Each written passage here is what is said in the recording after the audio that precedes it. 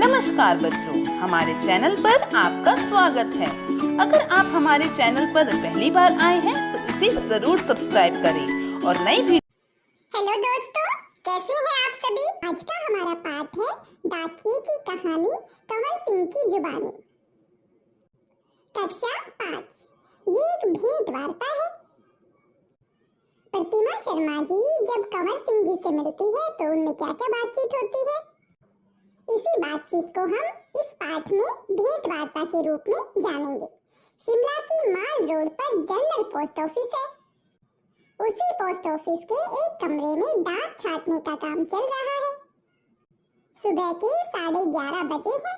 खिड़की से गुनगुनी धूप छनकर आ रही है। इस धूप का मजा लेते हुए 2 पैकर और 3 महिला डाकिया फटाफट डाक छापने का काम कर रहे हैं। नमस्कार कंवर सिंह जी, मेरा नाम प्रतिमा शर्मा है। मैं आपकी बड़ी आभारी हूँ कि आपने समय निकालकर मुझसे बातचीत करने के बारे में सोचा। धन्यवाद प्रतिमा जी, ये तो मेरा सौभाग्य है कि मुझे आपसे बातचीत करने का मौका मिल रहा है। कंवर सिंह जी, अपने बारे में कुछ बताइए। मैं हिमाचल प्रदेश के शिमला जिले के नेरवा गांव का निवासी हूँ। मेरी उम्र 45 साल की है। आपके परिवार में कौन कौन है, उनके बारे में भी हमें बताइए। मेरे 4 बच्चे हैं, 3 लड़कियां और 1 लड़का। 2 लड़कियों की शादी हो चुकी है। मेरा एक और बेटा भी था। वह मेरे गांव में एक पहाड़ी से लकड़ियां लाते हुए गिर गया, जिससे उसकी मौत हो गई। आपके बेटे के साथ जो हुआ उसका हमें बहुत दुख है। आपके इलाके में इस तरह की घटनाएं क्या अक्सर होती रहती हैं? जी, पहाड़ी क्षेत्र होने के कारण वहां पर ऐसी घटनाएं होती रहती हैं। यहाँ हर साल तिरछी ढलानों या ढाकों से घास काटते हुए कई औरतें गिरकर मर जाती हैं। फिर भी यहाँ ऐसे ही रास्तों से चलना पड़ता है क्योंकि दूसरे कोई रास्ते होते ही नहीं है। हमारे गांव में अभी तक बस नहीं पहुंच पाती है। हिमाचल में हजारों ऐसे गांव हैं जहां पैदल चलकर ही पहुंच सकते हैं। फिर आपके बच्चे पढ़ने कैसे जाते होंगे? मेरे बच्चे गांव के स्कूल में पढ़ने जाते हैं। स्कूल लगभग 5 किलोमीटर दूर है। मेरी एक लड़की 10वीं तक पढ़ी है, दूसरी 12वीं तक, तीसरी लड़की 12वीं कक्षा में पढ़ रही है, बेटा 10वीं में पढ़ता है। आप जहाँ काम करते हैं वहाँ आपके अलावा और कौन कौन है? क्या आपको डाकिया ही कहकर बुलाते हैं? पहले मैं भारतीय डाक सेवा में ग्रामीण डाक सेवक था। अब मैं पैकर बन गया हूँ, पर हूँ वही नीली वर्दी वाला डाक सेवक। डाक सेवक को करना क्या क्या होता है? मुझे बहुत कुछ करना होता है। चिट्ठियाँ, रजिस्ट्री पत्र, पार्सल, बिल, बूढ़े लोगों की पेंशन आदि छोड़ने गांव-गांव जाता हूँ। क्या ये सब अभी भी करना पड़ता है? क्योंकि अब तो सूचना और संदेश देने के बहुत से नए तरीके आ गए हैं। शहरों में भले ही आज संदेश देने के कई साधन आ गए हैं, जैसे फोन, मोबाइल, ईमेल वगैरह, लेकिन गांव में तो आज भी संदेश पहुंचाने का सबसे बड़ा जरिया डाक ही है। इसलिए गांव में लोग डाकिये का बड़ा आदर और सम्मान करते हैं। अपनी चिट्ठी आदि पाने के लिए डाकिये का इंतजार भी करते हैं। हमने सुना है कि हमारी डाक सेवा दुनिया की सबसे बड़ी डाक सेवा है। ये भला कैसे? सुना तो आपने बिल्कुल ठीक है। हमारे देश की डाक सेवा आज भी दुनिया की सबसे बड़ी डाक सेवा है और सबसे सस्ती भी। केवल 5 रुपए में देश के किसी भी कोने में हम चिट्ठी भेज सकते हैं।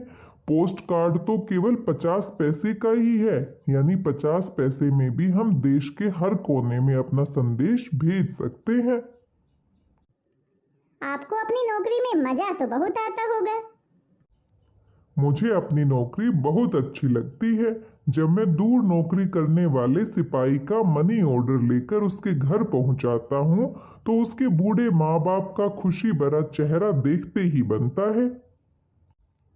ऐसे ही जब किसी की रजिस्ट्री पत्र पहुंचाता हूं, जिसमें कभी रिजल्ट कभी नियुक्ति पत्र होता है, तो लोग बहुत खुश होते हैं।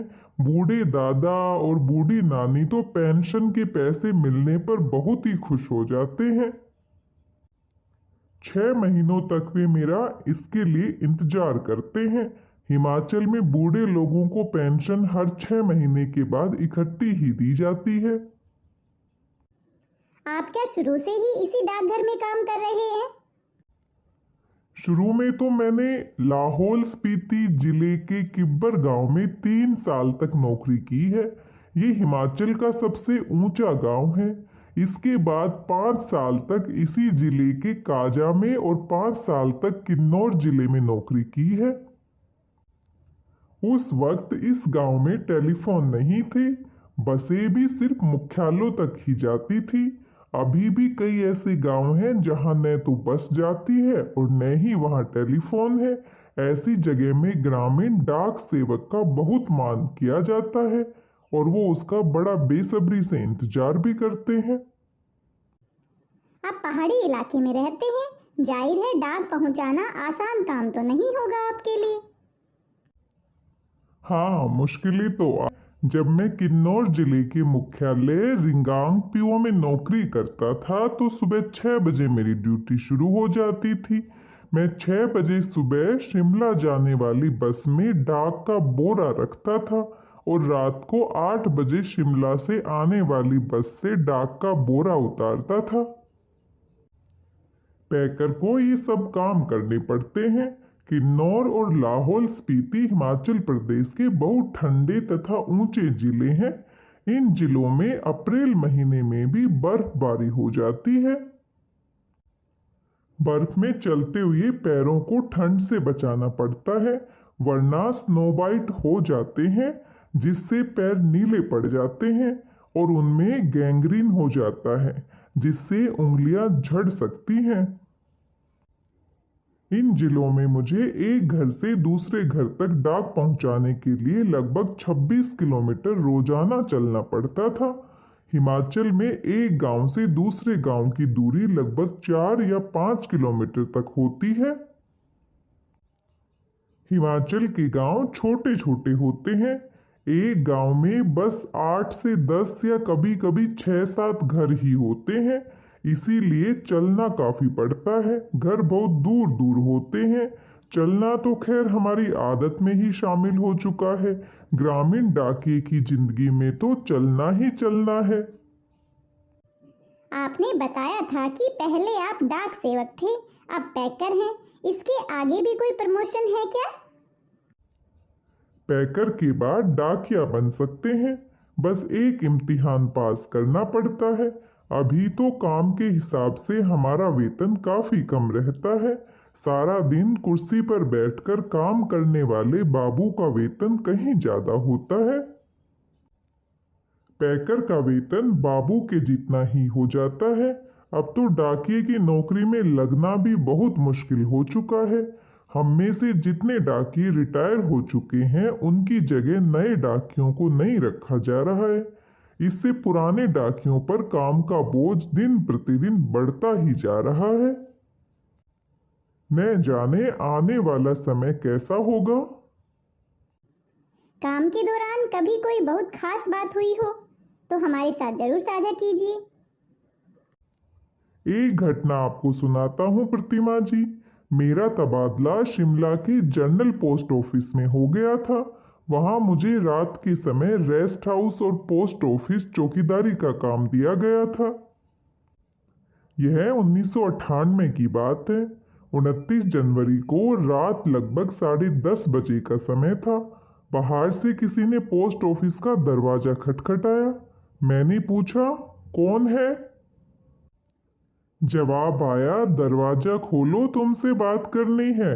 मैंने दरवाजा खोला तो अचानक 5-6 लोग अंदर घुसे और मुझे पीटना शुरू कर दिया। मैंने पूछा पीट क्यों रहे हैं, तो उन्होंने कोई जवाब नहीं दिया। सारे ऑफिस की लाइटें बंद कर दी। इससे पहले कि मैं कुछ समझ पाता, मेरे सिर पर किसी भारी चीज से कई बार मारा, जिससे मेरा सिर फट गया। मैं लगातार चिल्लाता रहा। उसके बाद मैं बेहोश हो गया और मुझे कुछ भी नहीं पता चला। अगले दिन जब मुझे होश आया तो मैं शिमला के इंदिरा गांधी मेडिकल कॉलेज के अस्पताल में दाखिल था। सिर में भयंकर दर्द हो रहा था। उन दिनों मेरा 17 साल का बेटा मेरे साथ ही रहता था। उसी से पता चला कि मेरे चिल्लाने की आवाज सुनकर लड़का और ऑफिस के दूसरे लोग जो नजदीक ही रहते थे, दरवाजे के शीशे तोड़कर अंदर आए और मुझे अस्पताल पहुंचाया। मेरे सिर पर कई टांके लगे थे। उसकी वजह से आज भी मेरी एक आंख से दिखाई नहीं देता। सरकार ने मुझे जान पर खेलकर डाक की चीजें बचाने के लिए बेस्ट पोस्टमैन का इनाम दिया। यह इनाम 2004 में मिला। इस इनाम में 500 रुपए और प्रशस्ति पत्र दिया जाता है। मैं और मेरा परिवार बहुत खुश हुए। आज भी मैं गर्व से कहता हूँ, मैं बेस्ट पोस्टमैन हूँ। हम सबको भी आप पर गर्व है और आपकी कहानी सुनकर मैं तो बहुत दुखी हो गई थी और बहुत दुख हुआ कि कितनी मुश्किलों का सामना आपको करना पड़ा, लेकिन आपने अपनी बहादुरी से साबित कर दिया कि आप सच में ही बेस्ट पोस्टमैन हैं।